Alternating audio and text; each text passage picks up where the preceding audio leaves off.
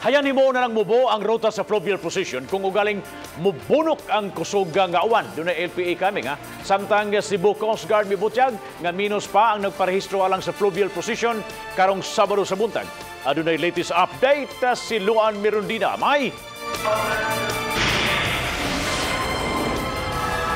Bob, all systems go na alang sa pagpahigayon sa fluvial procession karong Sabado.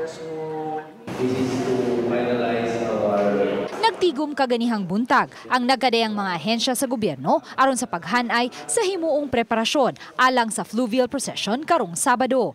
Usa sa ilang nasabutan ang paggamit na lang og handheld radio, ilabi na kay may signal shut-off nga himuon Sabado pa lang sa kadlawon. Lakip usab sa ilang bantayan ang pagsiya usab sa mga badyaw nga maglangoy-langoy sa kadagatan.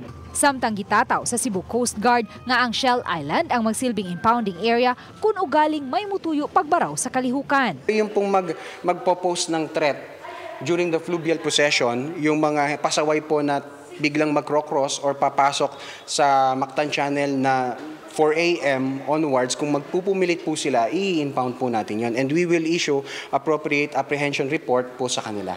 Based on our meeting with the Regional Dream Council, ang province and its resources and its assets will be placed under alert, Charlie. Meaning that if ever na mga instances nga dili makaya sa simbahan o sa city, ang province ang mo respond kaya. Sa pagkakaroon, menos pa hinuon ang mga sea vessels nga nagparehistro. Hangtod ugma sa alasay sa hapon ang giset nga deadline sa Coast Guard alang sa registration sa mga sea vessels nga buot mo salmot sa fluvial procession karong Sabado.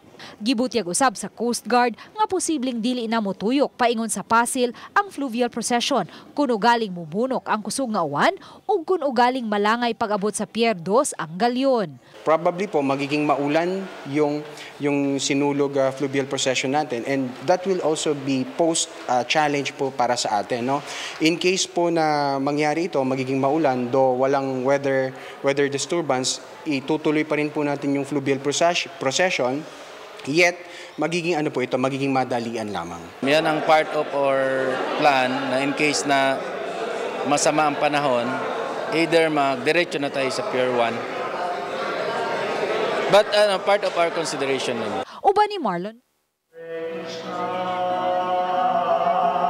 Bob, ug mga adlaw usabi pahigayon ang coordination meeting uban sa Coast Guard ug sa tanang mga mosalmot no sa fluvial procession karong Sabado.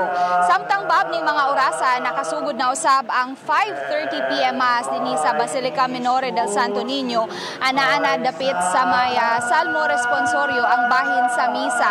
Sa gihapon nagsugwak ang mga deboto nga naa karon dinhi sa Basilica Minore del Santo Niño. Sa atong mabantayan, hapsay ug solemne ra gihapon ang pagpahigayon sa misa ning mga orasa.